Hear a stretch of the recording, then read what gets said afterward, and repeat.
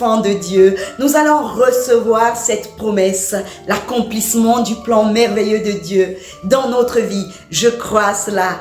Bonjour mes amis dans la foi, c'est Nicole de l'association Rosée d'Espoir.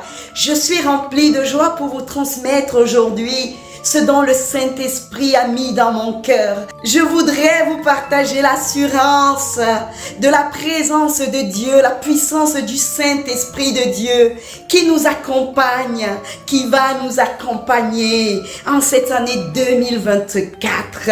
Je me réjouis de l'accomplissement de ces promesses dans vos vies et dans la mienne.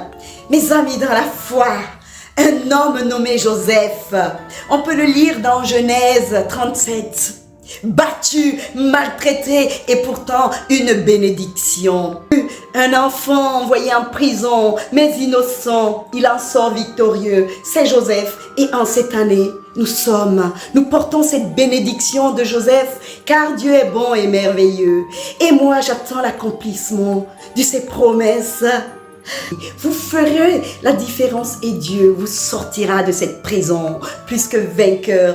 Mes amis dans la foi, la bénédiction de Joseph, elle est la nôtre aujourd'hui. J'en suis certaine. On les gérer et il nous prépare.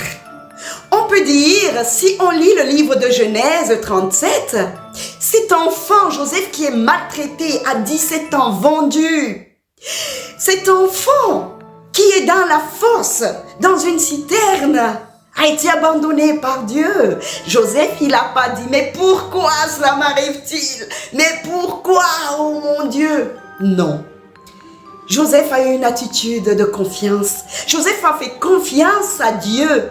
Cette année 2024, je suis certaine, mes amis dans la foi, si nous croyons, nous verrons la réalisation du plan merveilleux de Dieu s'accomplir dans notre vie. Et moi, je crois. Et croyez avec moi, mes amis dans la foi, tout peut paraître aller de travers dans votre vie. Un homme battu, un homme jeté dans la fosse par ses propres frères. Ses propres frères ont voulu le tuer, mais la présence de Dieu était là. Un premier songe, un deuxième songe et un signal de Dieu, ne le touchez pas. Dieu met des limites à la méchanceté de ses frères. Écoutez Ruben qui est le premier, l'aîné de la famille. Il dit non, ne le tuons pas, jetons-le dans la fosse. Dans la citerne, jetons-le, un innocent. D'un côté, des frères méchants, des frères mauvais qui veulent se débarrasser de leurs frères. Et regardez de l'autre côté l'attitude de Joseph. Il est rempli de l'accomplissement de Dieu dans sa vie. Joseph ne bronche pas. Joseph continue son parcours malmené, tabassé, frappé, vendu comme esclave. Il garde une attitude noble, un enfant de Dieu. Non, je n'aurai pas des rapports sexuels avec la femme de mon maître. Regardez l'attitude d'un enfant de Dieu. Il est dans la crainte de Dieu parce qu'il ressent en lui cette merveilleuse promesse. Il est la promesse, la bénédiction était avec lui. Non, je ne toucherai pas la femme de mon maître. Innocent, il est placé en prison. Dans cette prison viendra l'élévation. Mes amis dans la foi, ayons cette assurance en cette année 2024. Je verrai l'accomplissement du plan merveilleux de Dieu surgir dans ma vie et je pourrai acclamer la puissance de Dieu. Mes amis dans la foi, c'est ce que je crois en cette année 2024. Croyez avec moi pour qu'ensemble nous puissions créer cette chaîne d'amour, cette chaîne de victoire du Seigneur. Genèse 39, les versets 2 à 5. L'Éternel fut avec lui et la prospérité l'accompagna.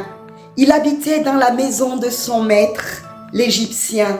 Son maître vit que l'Éternel était avec lui. Son maître vit que l'Éternel était avec lui et que l'Éternel faisait prospérer entre ses mains tout ce qu'il entreprenait.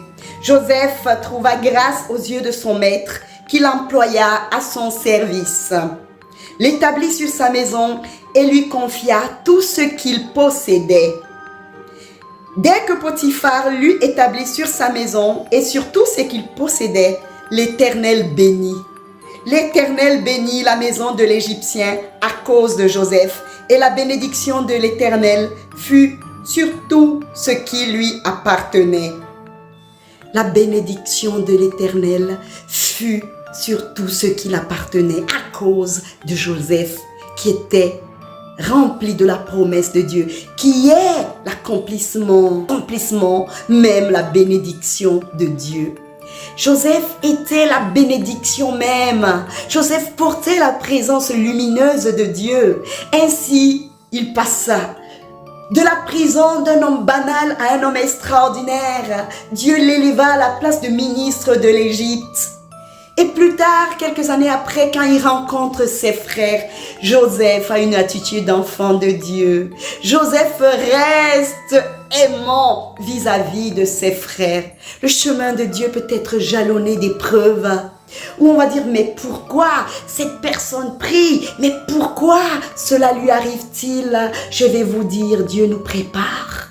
Dieu nous façonne. Dieu travaille avec nous alors que nous traversons des difficultés pour produire son plan dans votre vie.